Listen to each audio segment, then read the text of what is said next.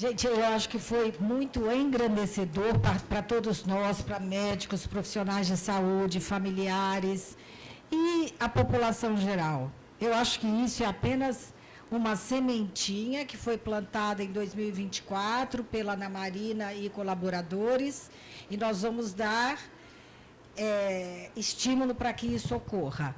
Nós vamos ter agora um minuto para discussão, perguntas e respostas, e eu gostaria que um dos poucos pacientes que estão presentes nos dessem o seu testemunho, é claro, se concordarem. Então, eu convido os palestrantes a virem à mesa. E se alguém tiver uma pergunta... Nós não temos tantos gestores de saúde aqui, mas que fique claro que foi um pedido de socorro esse nosso evento. Literalmente é isso que eu estou pedindo a vocês. E que vocês divulguem que nós estamos precisando de ajuda.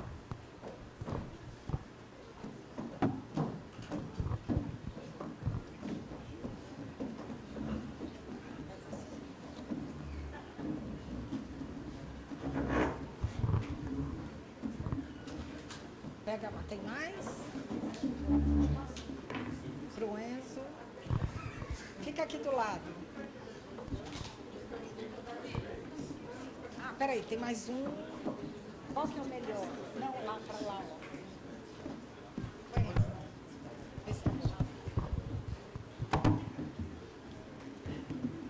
Vamos lá, quem quer começar? Se é o paciente, um familiar do paciente que quer dar um testemunho, porque eles são os mais importantes e é os que fazem a montanha se mover. Ou perguntas e respostas, dúvidas, sugestões.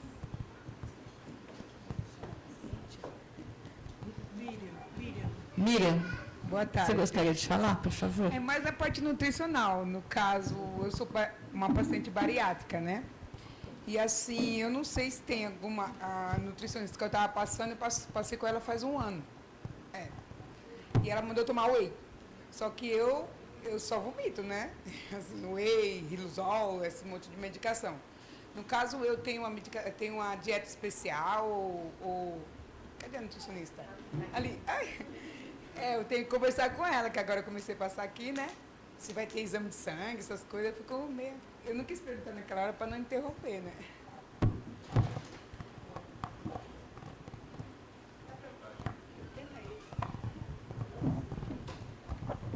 Dá para ouvir? Dá. Então, no seu caso, a gente precisa fazer mais... porque eu tenho a bariátrica e mais a ela. Então, nesse caso, precisa de um cardápio especificado. Por isso que a gente encaminhou você para o nosso ambulatório mesmo, para poder fazer um cálculo de dieta. Então, não adianta só eu colocar o whey. Foi aquela brincadeira que eu falei, 2 scoops, 1 scoop, creatina. Não dá. Para você precisa ajustar tanto a quantidade quanto os nutrientes da dieta. Não é só o whey específico. Então, por isso que precisa calcular e ter um cardápio específico para a sua necessidade. Porque eu tenho um estômago reduzido e mais uma patologia que requer nutrientes específicos em quantidade adequada. Boa tarde.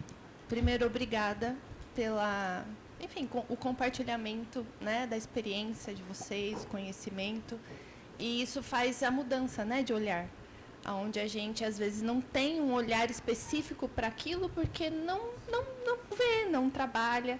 E, de repente, vocês trazem coisas que falam, poxa, podia ter sido melhor naquela situação, né? Então, muito obrigada. Primeiro, é uma pergunta, depois também é um pedido de ajuda, né?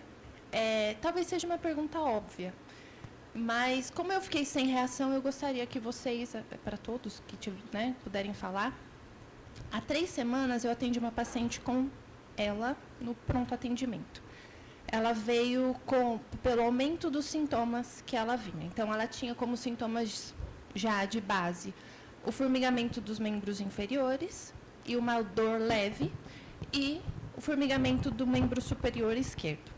E aí ela percebeu que fazia 4 dias que ela estava tropeçando mais, a dor piorou e o formigamento começou a vir com dormência, né?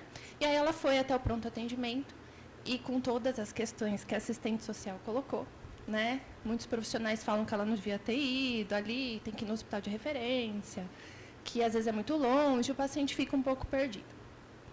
E aí a gente, no dia a dia, não está tão adaptado com o paciente de ela no pronto atendimento, né? E aí eu conversando com ela, enfim, nós pedimos os exames e ela estava com uma ITU, né? Uma infecção do trato urinário baixo, sem sintomas. E como era uma leucocitura considerável, então eu imaginei que seria por isso a piora das dores dela. E aí, na conversa da consulta, ela me colocou um medo e uma pergunta que eu não soube responder. Ela falou assim, porque todas as vezes que já aconteceu algo assim, de piorarem os sintomas dela, tinha alguma infecção associada. E aí a pergunta dela foi, todas as vezes que eu tiver uma infecção, eu estou aumentando a progressão da minha doença? Ou seja, porque aumenta o estresse, né? Oxidativo. Então, assim, todas as vezes que eu tiver uma infecção urinária que eu não estou sentindo, quer dizer que a piora do meu sintoma, eu vou aumentar a progressão e, consequentemente, a doença que às vezes poderia estar 5 anos mais distante, né, de progredir, progrida em menos tempo. E eu não soube responder.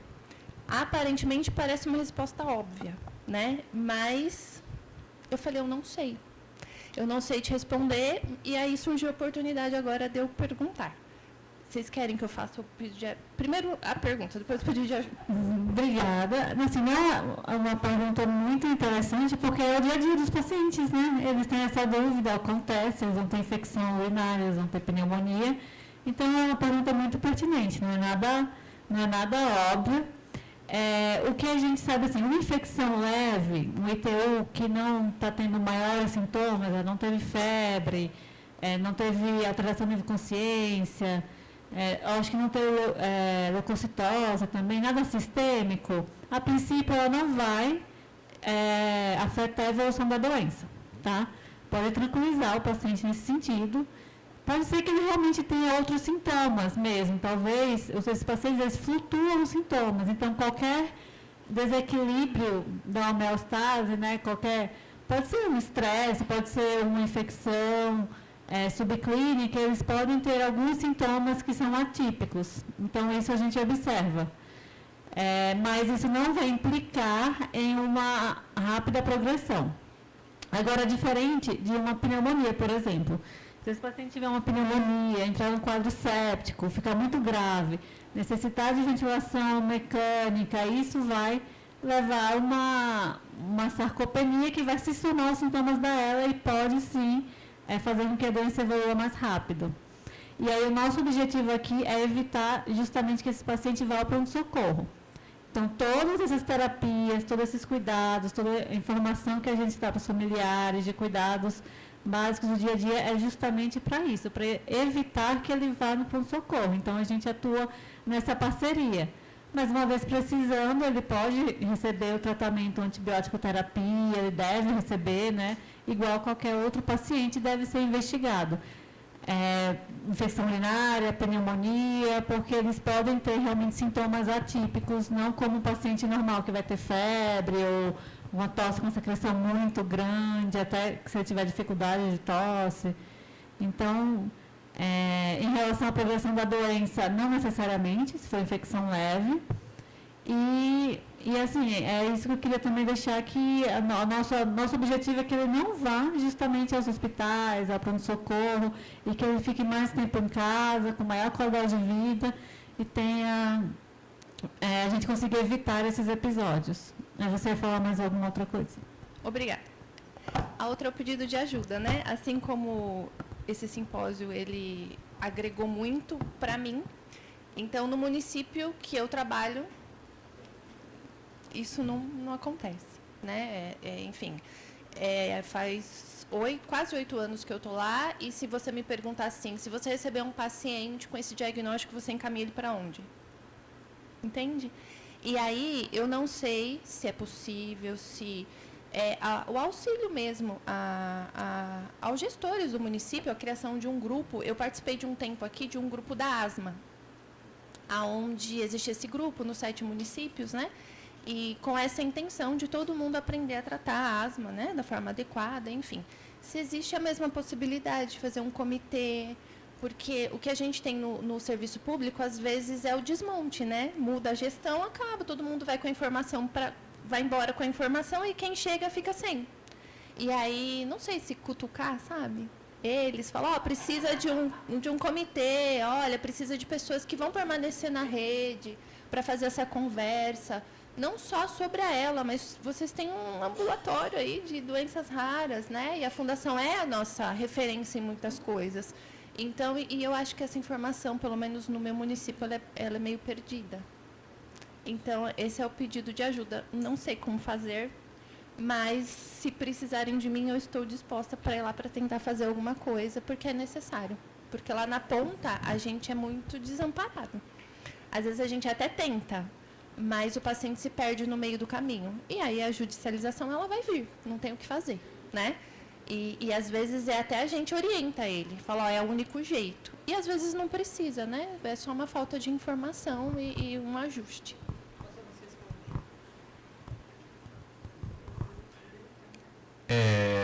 Então, assim, respondendo a sua pergunta na questão do amparo, aqui na faculdade, né, como o doutor Davi colocou, desde 2017 a gente tem o programa de doenças raras, né?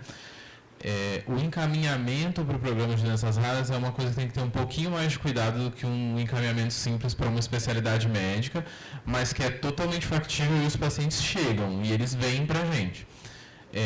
Quando você encaminha o paciente para o ambulatório de doenças raras, ele precisa ter no encaminhamento, de forma muito bem clara, né, isso vale para os outros gestores que estão aqui também, existe uma lista de CIDs que são aprovados para passarem em consulta como doenças raras, porque é um programa financiado pelo governo federal, então a organização dele é do governo federal.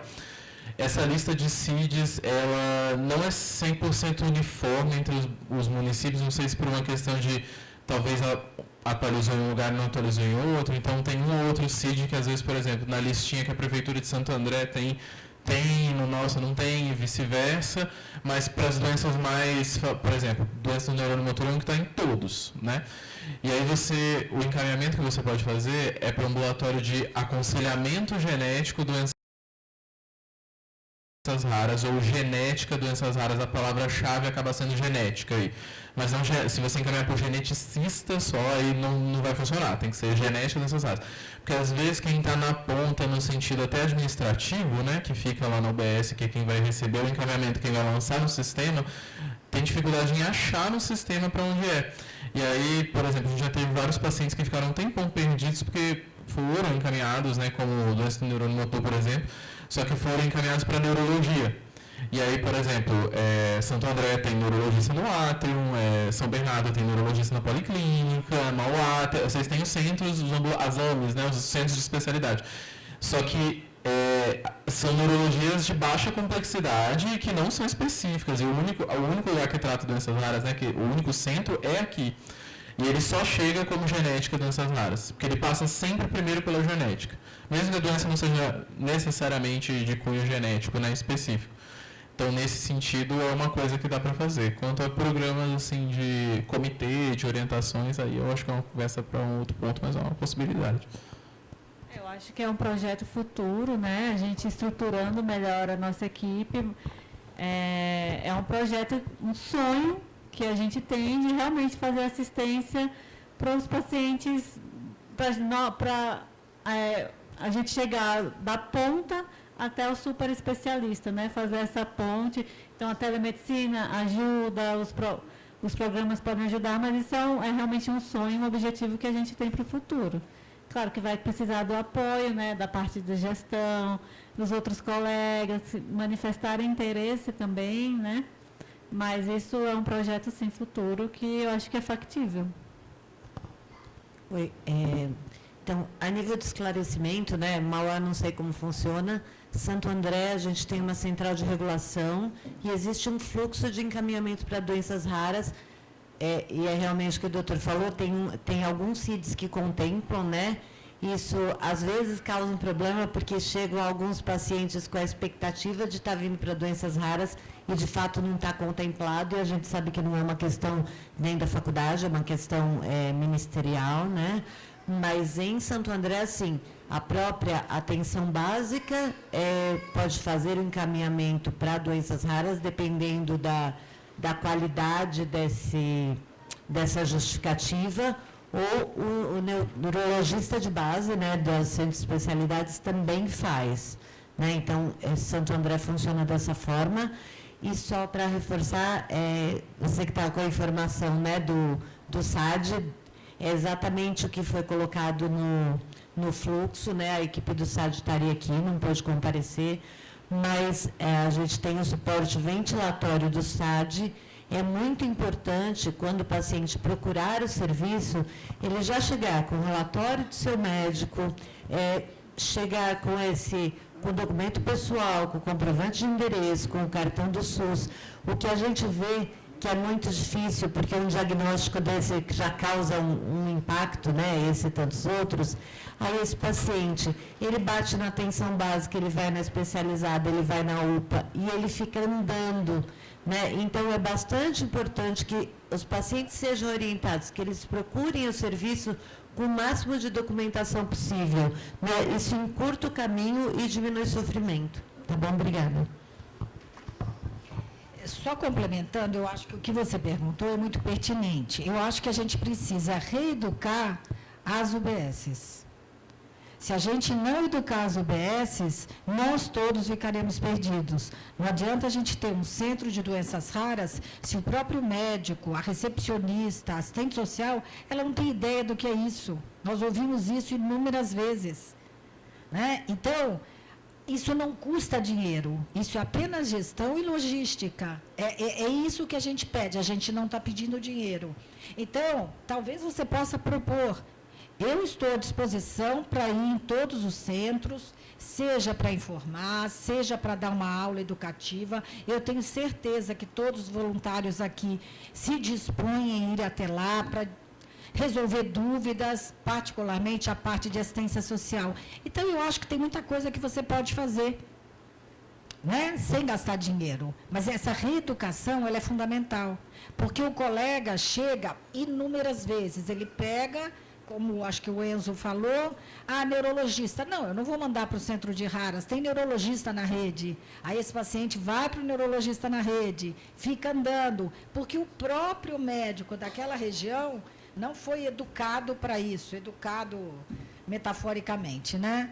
Então, eu acho que é possível. Então, a gente está à disposição nesse sentido, de fornecer uma assistência informativa a vocês, seja em qualquer das especialidades que hoje falaram.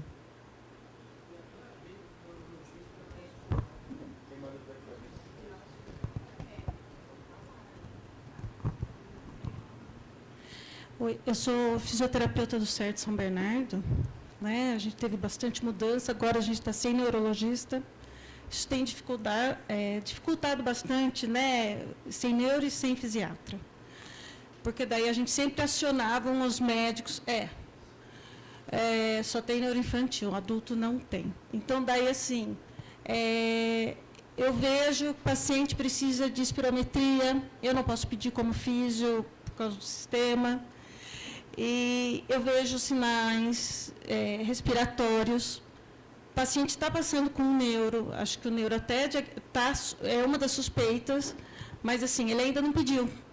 E dependendo do neuro, se eu pedir para pedir, é pior.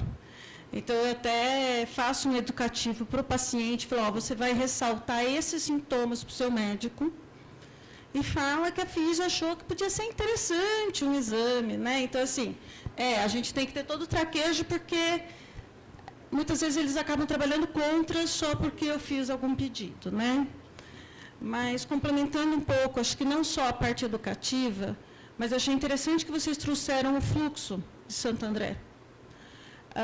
São Bernardo mudou o fluxo, a gente não sabe como que é. Mudaram todos os gestores. Eu perguntei, não tive resposta. Então, eu não sei como é que está o fluxo. Tá? Então, assim, eu acho que além dessa parte educativa, eu acho importante também saber o fluxo de cada coisa. Né? Porque, assim, já aconteceu várias vezes, a nutricionista junto com a fono pediram a gastro, chegou na UPA, não, a gente acha que não precisa. né? Então, assim, tem todas as questões, não tem um fluxo facilitado. Então, a gente precisa ter um fluxo definido. E o SER tem que saber isso, né? Porque, assim, para a gente, não está faltando informação, falta profissional, né?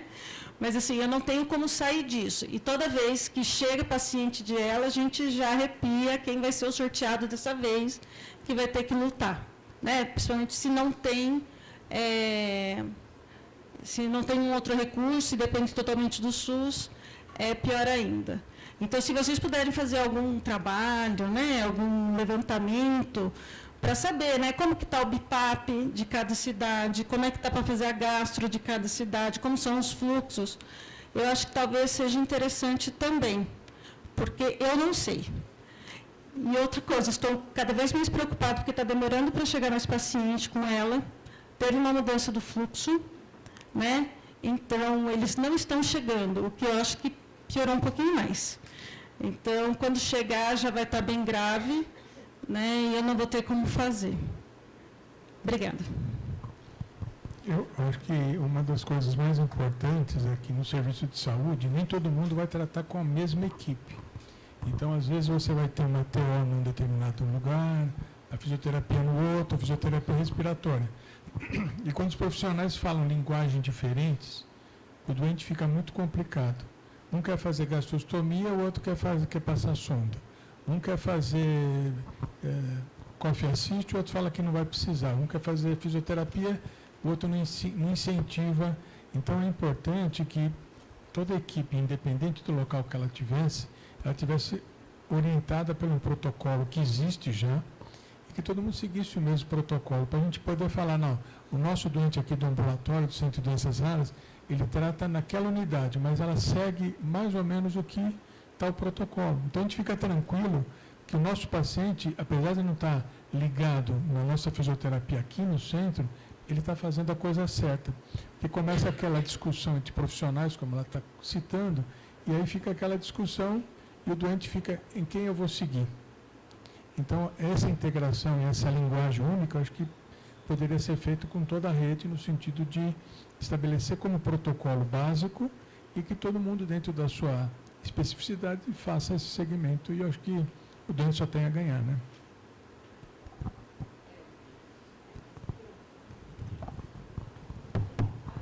O que o doutor Davi falou é pertinente.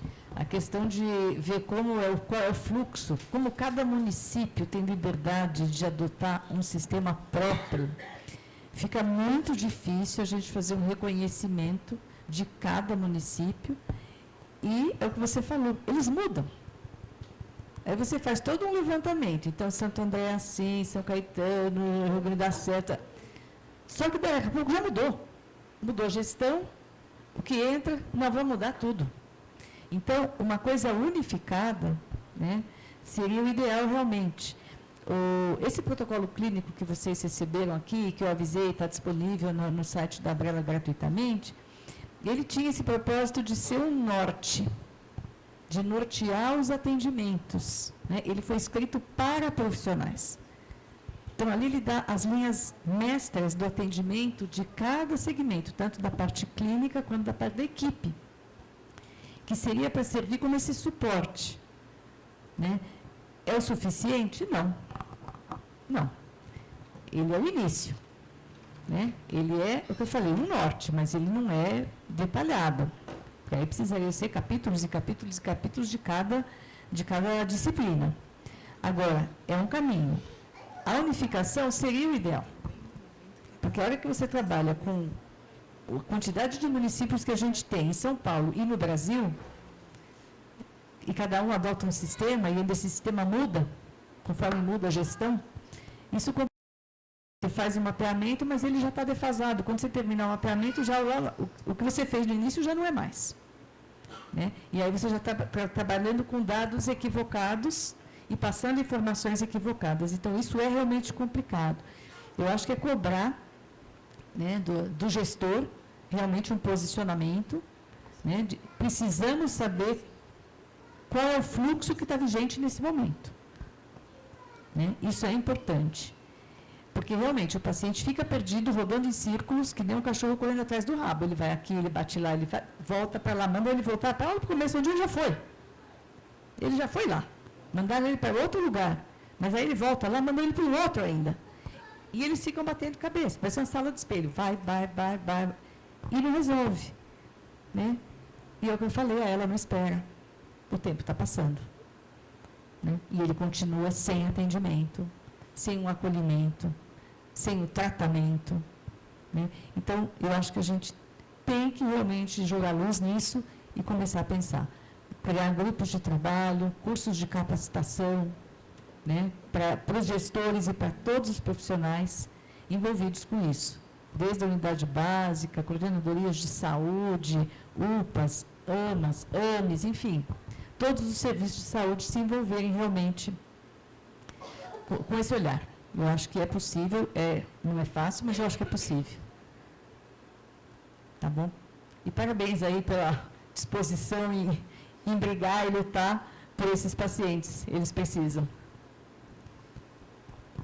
Não sei, mas eu não sei se você, a senhora, a excelência, poderia nos ajudar, mas como nós podemos montar uma força-tarefa entre os 7 municípios, nós estamos à disposição, mas que a gente tenha essa força-tarefa e a gente estabeleça um protocolo que não se altere com a mudança de gestão. Eu não sei como nós podemos chamar a atenção. Eu vim representar, né, a secretaria, mas agora eu não estou falando na fala em nome do secretário, porque eu não tenho nenhuma autonomia para isso, né? Falo como profissional. Acho que essa questão da uniformização e de um protocolo é fundamental, e não só nessa doença, mas em diversas coisas, porque é muito difícil. Mas acho que o município, a gente tem aí, é que nem todos municípios mais fazem parte, mas a gente tinha o consórcio intermunicipal, né? E o consórcio, ele debatia diversos temas dos 7 municípios. Hoje, alguns municípios se afastaram do consórcio, eu não sei por quê, porque nós éramos os 7 municípios do ABC, que é uma população gigante, né? E eu acho que ali seria um bom fórum para começar. Mas, assim, dentro do meu pequeno potencial nessa história, eu me proponho, sim, a discutir dentro da Secretaria da Saúde, e eu acho que um grupo de trabalho intermunicipal, mesmo que o consórcio facilitaria, mas a gente não tem hoje, talvez com a própria faculdade, que também está nos municípios, né? Eu estava falando aqui com a doutora Sônia, que infelizmente foi embora, a conversa com a doutora Vânia, para que a gente consiga fazer um trabalho com a penetração da faculdade dentro dos territórios, pelo menos em nível de matriciamento, mas o que eu posso me propor é levantar essa discussão dentro da Secretaria de Santo André, para que a gente pense nesse GT intermunicipal, porque os nossos pacientes também, eles circulam muito, né? Eles vão de um município para outro, e alguns estão na fronteira. E esses nossos limites são um grande problema, porque o meu vizinho tem um atendimento XYZ e eu não tenho, né? Eu acho que nesse aspecto do encaminhamento, eu não sei, doutor, como chega, mas do encaminhamento para as doenças raras, Santo André consegue chegar, porque esse protocolo é divulgado, pelo menos é a sensação que eu tenho. Então, falando na questão de uniformizar o encaminhamento para doenças raras, eu acho que é importante até uma coisa que você falou que é importante ressaltar. Hoje, aqui, a gente está falando de ela, mas a lista dos diagnósticos de doenças raras é muito extensa. E vários desses diagnósticos, inclusive, não são diagnósticos fechados, são diagnósticos que demandam investigação. Então, a gente tem, por exemplo, CIDs, que são para neuropatias hereditárias, de forma geral, distrofias musculares, que vão... Aqui a gente tem condições de investigar com teste genético, com biópsia, com um monte de coisa. E é importante ressaltar que o programa de doenças raras, ele não é um programa da neurologia, nem um programa da neuromuscular, ele é um programa da faculdade. Então, assim, existem outras especialidades. Eu acho que isso é uma coisa importante de trazer. Mesmo que a gente está no simpósio, é importante saber que é de tudo. Quanto aos encaminhamentos de Santo André, o que a gente tem para trabalhar de feedback, né, no final das contas, acaba sendo a experiência dos próprios pacientes que falam para a gente. E a gente vê uma falta de uniformidade muito importante. Porque, por exemplo, a gente tem uma paciente que ela é de Santo André, ela passa, o prontuário dela é um prontuário de raras, e ela trabalha numa UBS. Se a gente tiver muita urgência, a gente fala até para a pessoa ir na UBS para falar com ela para saber como é que funciona. Porque alguns pacientes vêm e falam, eu fui na UBS e a minha UBS falou que isso não existe. Isso. E aí, assim, eu não tenho como te dizer nomes, né? Não estou falando, não estou apontando quem foi a recepcionista que falou isso para o paciente. Mas você entendeu? Essa informação ela se perde com muita facilidade. E um outro ponto que é interessante é que a gente, como programa de doenças raras, a gente recebe. Não me pergunte data de publicação desse documento nem de onde necessariamente ele viu. A gente tem ele. Mas a gente tem, por exemplo, uma lista dos CIDs de doenças raras. E aí, eu já fui no site da Secretaria de Saúde de Santo André e o CID de doenças raras que está na Secretaria de Saúde de Santo André, a lista é menor. O que me leva a crer que ela talvez esteja desatualizada, porque eu não imagino um cenário onde essa lista encolheria. Eu acho que ela só aumentaria. Então, assumo que das duas, a que tem menos talvez seja menos atual. Né? Pode ser que não, talvez, né? Coisas do governo, mas... Né? Então, assim, acho que falta um pouco desse alinhamento. E, lógico, isso eu estou falando de Santo André, porque no site da Secretaria de Santo André tem, mas nos outros municípios eu não sei. Isso é uma coisa que a gente pode conversar, né, para atualizar, porque, assim, na nossa regulação, os protocolos vão sendo atualizados periodicamente. Talvez seja o momento de atualizar este. E o problema, um dos problemas que a gente vê com frequência o profissional, às vezes o diagnóstico não está fechado. E aí o profissional fala, eu não posso encaminhar porque não tem um CID. Mas é um caso de difícil diagnóstico. Ele precisa ser encaminhado para um local que tem teste genético, tem sequenciamento genético, a gente tem algumas condições a mais. E aí ele não é encaminhado. Ou o profissional fala, o profissional não é um problema da secretária, o profissional que está lá na ponta, ele não tem segurança em encaminhar, então ele acaba demorando demais. Então, acho que são ajustes que são fáceis de resolver, não é problema. Só mais um ponto, assim, apesar de a gente estar falando de uma doença, né, tem muitas outras, mas na minha experiência como neurologista, quando a gente faz um protocolo muito bem feito, com fluxo muito bom para uma doença, a gente acaba melhorando a assistência de outras doenças da área da neurologia. Então, o protocolo de ela muito bem feito, claro, se aparecer um paciente com distrofia muscular, a gente já vai ter mais ou menos uma noção com quem falar, como agir, né, para onde encaminhar. Então, ela é uma doença que é muito marcante, então, das doenças raras é uma das mais comuns. Então, por isso que é importante a gente estabelecer realmente o fluxo para essa condição.